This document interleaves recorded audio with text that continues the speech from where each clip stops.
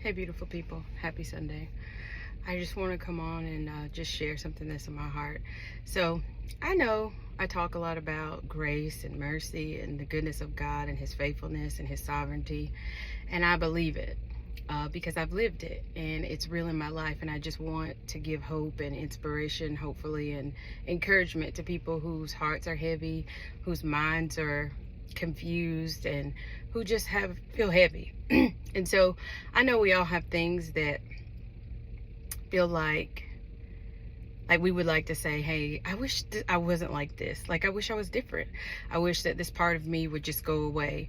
And sometimes those parts of us make it hard for us to be with others or for others to deal with us.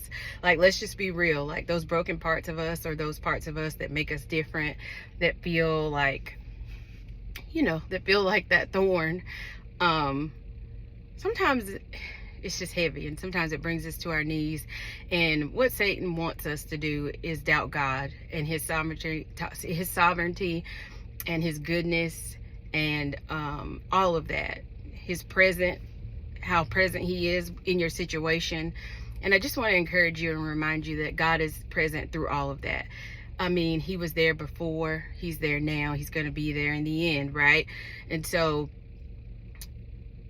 God sent Jesus, and He really did die for your salvation.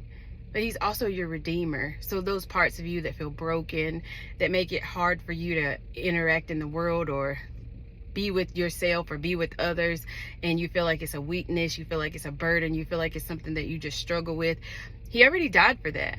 And so hopefully you can remember that, and it can cause a shift in your mindset that God already knows, and He is very present in your struggling and your suffering, and He cares and He loves you. And don't let the world or the views or people's frustration with you in your struggle, in your battle to overcome, make you lay down your assignment. We all have an assignment. And a part of that assignment is carrying that burden, that thing, that broken part of you that makes you different or makes it hard, to get through, sometimes just regular everyday moments, and I don't know what that thing is for you, but we all have those things, and they make us feel less than sometimes.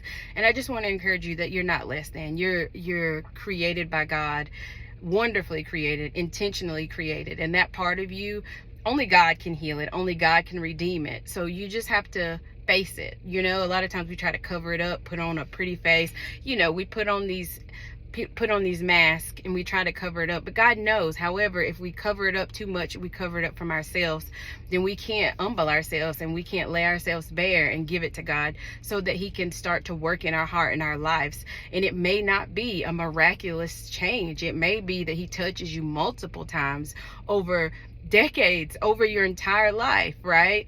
Before that thing is really broken free from you. But if you focus on God and you remember that when you come to the end of yourself and you feel that part of you that does make you feel less than, that is hard, that you struggle with, that's when I want your mind to click. Hey, I need to go talk to God. I need to go talk to something that is bigger than me, that knows me inside and out, and that has the power to break me free of this thing.